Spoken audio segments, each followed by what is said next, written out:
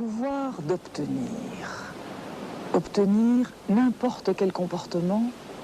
Vous, dans votre vie, vous êtes-vous déjà senti obligé de faire quelque chose que vous n'aimiez pas faire, simplement parce qu'un patron, un parent, un chef vous le demandait? Vous êtes-vous déjà senti coincé dans une relation d'autorité? Obéir, même pour faire des choses inutiles. Ils obéissent, l'autorité, le professeur, leur a demandé. Mais si l'autorité exige de vous des actes contraires à votre morale, allez-vous obéir? Non, me direz-vous. Pourtant, l'histoire est là pour nous faire douter.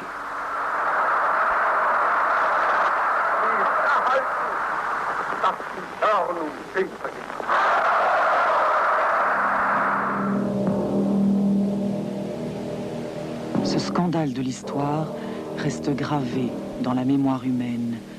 Son souvenir hanta fortement, au début des années 50, un juif américain, Stanley Milgram. Il terminait sa spécialité en psychologie sociale. Une question le tourmentait. Comment des milliers d'hommes, tout à fait ordinaires, ont-ils été capables d'humilier, de torturer, de massacrer des milliers d'autres hommes? Étaient-ils sadiques? Ou y a-t-il dans le comportement humain un mécanisme psychologique qui permette de comprendre?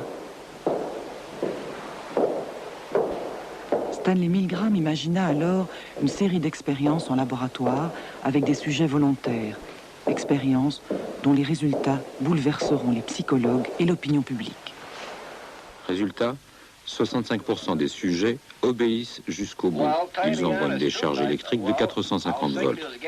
Ce chiffre tombe à 20% lorsque l'expérimentateur, qui représente l'autorité, s'absente. Ce chiffre de 65% d'obéissance totale à l'autorité est obtenu également chez les femmes. Il se retrouve dans toutes les catégories sociales. 2 sur 3. 2 hommes sur 3 obéissent jusqu'au bout. 1 sur 3 refuse. La publication de ces résultats stupéfia le monde scientifique, le scandalisa. De tels chiffres, c'était impossible. Les psychologues cherchèrent l'erreur dans la procédure expérimentale, mais ils ne purent rien trouver.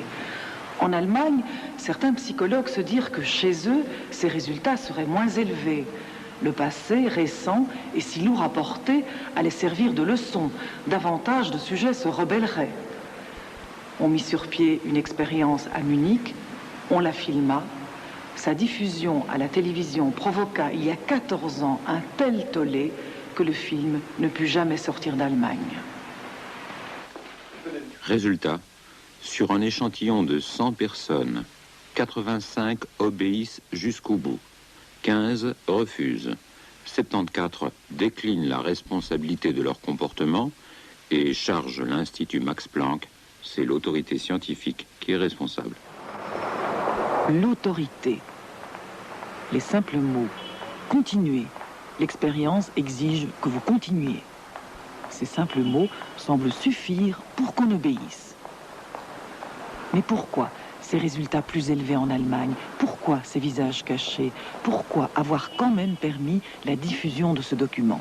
Parce que le problème de l'obéissance est un problème qui existe partout. Donc partout, pratiquement les mêmes résultats. Ce qui veut dire que 2 personnes sur les 3 que je croise pourraient me torturer si une autorité le demandait. Peut-être lui, peut-être elle,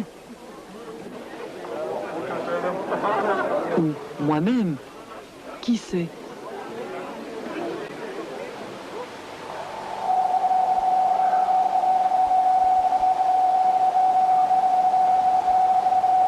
Toujours la soumission à l'autorité. Le but annoncé de cette recherche est l'analyse de la corrélation entre la tension d'un candidat et le fait de passer un test. Ici, l'admission à un emploi. Dans cette expérience, 92% des gens acceptent de torturer mentalement l'autre et 8% seulement refusent. C'est quand même étonnant. Jean-Philippe Leyens, cette expérience faite par vos collègues de l'Université d'Utrecht, est-ce que ces résultats élevés ne vous ont quand même pas surpris? Ce genre d'expérience à la milligramme a été fait non seulement aux États-Unis, en Hollande et en Allemagne, mais encore dans beaucoup d'autres pays, en Italie, en Espagne, en Jordanie, et toujours avec des résultats très élevés et souvent plus élevés même que ceux de milligrammes.